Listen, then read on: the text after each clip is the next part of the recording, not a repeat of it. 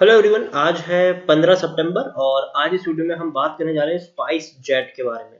देखिए, spice jet के quarter one के नतीजे आ चुके हैं और कंपनी को भारी नुकसान हुआ है और ये एक्सपेक्टेड भी था इतना भारी नुकसान, क्योंकि क्वार्टर वन हम सब जानते हैं कि पूरा का पूरा लॉकडाउन में गुजरा है। फ्लाइट सारी की सारी बंद थी और सब लोग अपने घर में बंद पड़े हुए थे।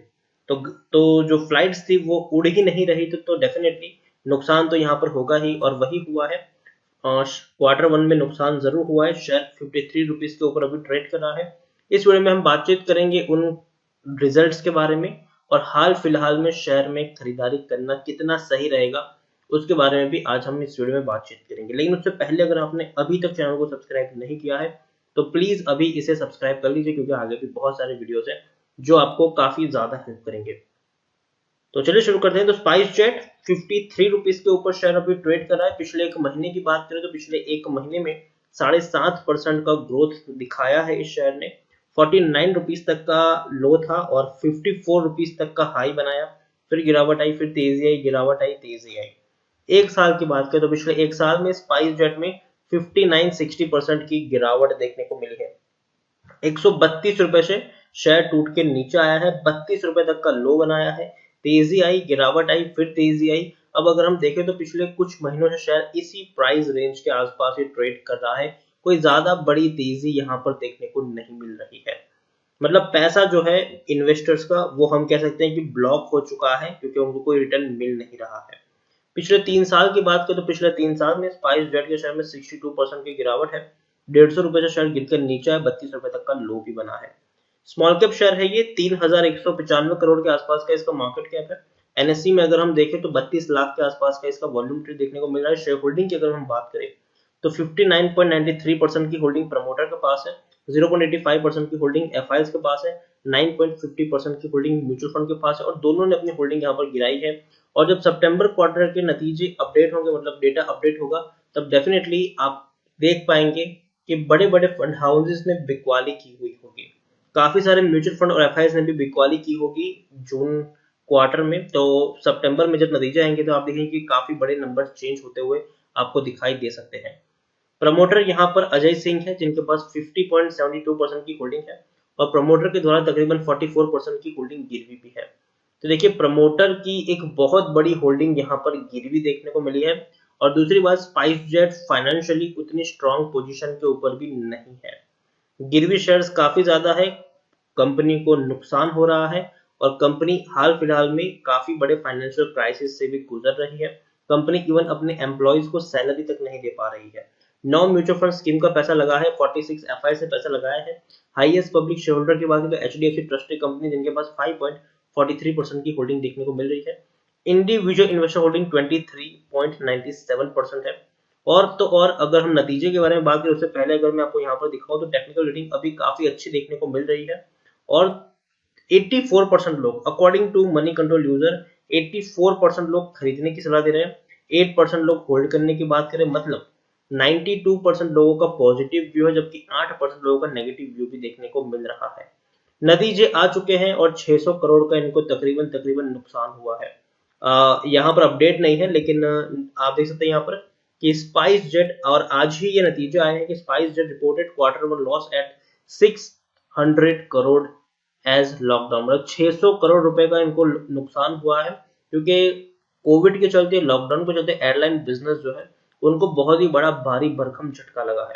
इससे पहले का जो क्वार्टर था उसमें भी अगर हम देखें तो 816 करोड़ का नुकसान कंपनी को हो चुका है। मतलब पिछले 2 क्वार्टर में अगर हम कुल मिलाकर अगर हम देखने की कोशिश करें तो तकरीबन 1500 करोड़ के आसपास का लॉस ये कंपनी झेल चुकी है। तो काफी बड़ा ये नुकसान है ऐसे सिचुएशन में कि कंपनी को लॉस हो रहा है, कंपनी के शेयर्स भी गिरवी पड़े हुए हैं और कंपनी फंडरेज करने का प्लान करेंगी तो करेगी कैसे, वो भी एक बहुत बड़ा सवाल है।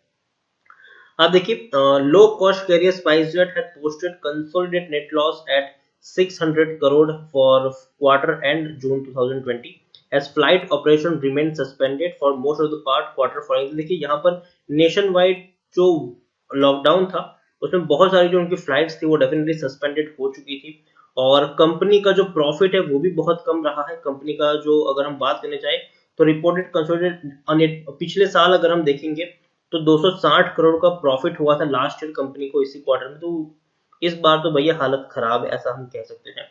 तो सिचुएशन अभी उतनी अच्छी नहीं है जितनी हम सोच रहे हैं, और फ्लाइट्स अभी भी फुल फ्लेज में उड़ेगी कि नहीं, वो एक सबसे बड़ा सवाल है। हालांकि सरकार से परमिशन तो मिल चुकी है कि आप 60% तक फ्लाइट को ऑपरेशनल कर सकते हैं, लेकिन सबसे बड़ी दिक्कत यहाँ पर है कि इंटरनेशनल फ्लाइट्स कितनी हद तक उड़ेगी, वो एक सबसे बड़ा सवाल, क्योंकि वहीं से सबसे ज्यादा रेवेन्यू आता है।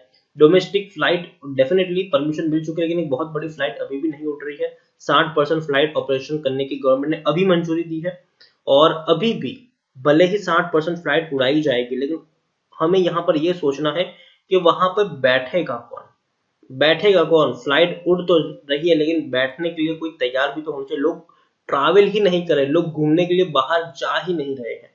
यहाँ पर आप देखिए, प्रमोटर की होल्डिंग 59.93% है। एफआईएस और म्यूचुअल फंड हर किसी ने यहाँ पर बिकवाली की हुई है। हालांकि पिछले काफी वक्त से म्यूचुअल फंड ने अपनी होल्डिंग को बढ़ाया था मार्च क्वार्टर तक, लेकिन मार्च क्वार्टर के बाद जून से म्यूचुअल फंड ने भी अपनी होल्डिंग को गिराना शुरू कर दिया है। और जिस तरीके के हालात बने हुए हैं, डेफिनेटली अभी भी ये सिचुएशन है कि वैक्सीन बहुत जल्दी नहीं आएगी। वैक्सीन अभी भी बहुत जल्दी नहीं आएंगे। कुछ लोग कहते हैं कि वैक्सीन को आने में अभी भी पूरा साल निकल जाएगा। तो ऐसे सिचुएशन में जो टूरिज्म का बिजनेस है वो काफी हद तक अफेक्टेड रहेगा, और टूरिज्म का बिजनेस अगर अफेक्टेड रहेगा तो जो एयरलाइन का बिजनेस है वो भी काफी हद तक अफेक्टेड हो सकता है।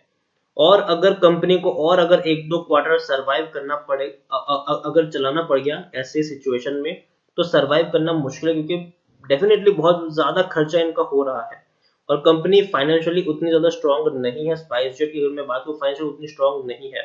तो आने वाले दिनों में इनके पास ऑप्शन क्या बचता है फंड रेज करने के लिए? तो फंड रेज के लिए हो सकता है कि कंपनी इक्विटी इश्यू करे, हो सकता है कि कोई और चीज भी ये लोग इंप्लीमेंट कर सकते हैं। लेकिन अगर इक्विटी इश्यू करते भी है तो याद रखिए शेयर में गिरावट आने की संभावना रहेगी। तो हाल फिलहाल में 53 रुपीज के ऊपर खरीदारी करने की सलाह मेरी बिल्कुल भी नहीं है, और आज के जो जो जो नतीजे आए हैं वो बुरे हैं, और उसका असर आपको कल इसके शेयर प्राइस के ऊपर भी देखने को मिल सकता है।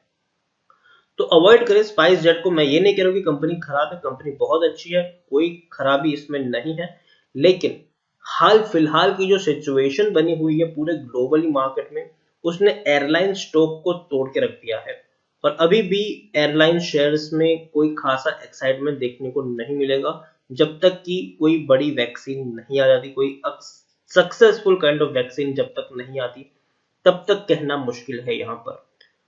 तो अवॉइड करने की सलाह है। और दूसरी बात, जैसे कि मैंने कहा कि कंपनी फाइनेंशियली उतनी ज्यादा स्ट्रांग नहीं है, फंड रेजिंग के लिए कंपनी जाएगी, किस तरीके से फंड रेज करेंगे वो देखने वाली बात होगी। और अगर इक्विटी इश्यू करके फंड रेज करेंगे तो याद रखिए सस्ते दाम पर इक्विटी इश्यू कर सकते हैं। ऐसे सिचुएशन में स्टैक ये जो शेयर है वो टूट भी सकता है।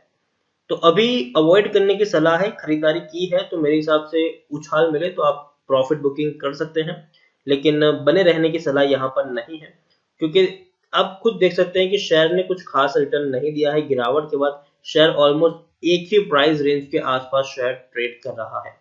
कोई बड़ा उछाल इसमें देखने को नहीं होना। जनरली बाकी जो शेयर्स है उसमें आपको एटलीस्ट थोड़ा ऊपर जाता हुआ ग्राफ देखने को मिल जाता है, लेकिन स्पाइस जेट में वो चीज देखने को नहीं मिल रही है।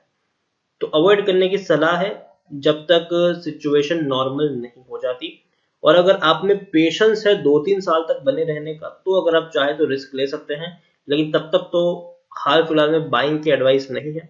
बेटर है कि आप कोई अच्छे शेयर्स को चूज करें जिसमें दमखम हो आने वाले 6-7 महीने में अच्छा खासा रिटर्न देने का। स्पाइस जेट में वो उतना बड़ा दम अभी इस हाल फिलहाल के सिनारियो में नहीं नजर आता है। कल को अगर कुछ अच्छी खबर आ जाती है तो डेफिनेटली मैं वीडियो बनाकर आपको इन्फॉर्म भी कर दूंगा। तो इसी की तरह वीडियो को एंड करूंगा। अगर आपको वीडियो पसंद आया हो तो प्लीज इसे लाइक करें, शेयर करें। अगर आप चैनल पर पहली बार आए तो प्लीज सब्सक्राइब करें। स्पाइस जेट के बारे में क्या सोचते हैं वो भी आप मुझे कमेंट में लिखकर बता सकते हैं। Thank you.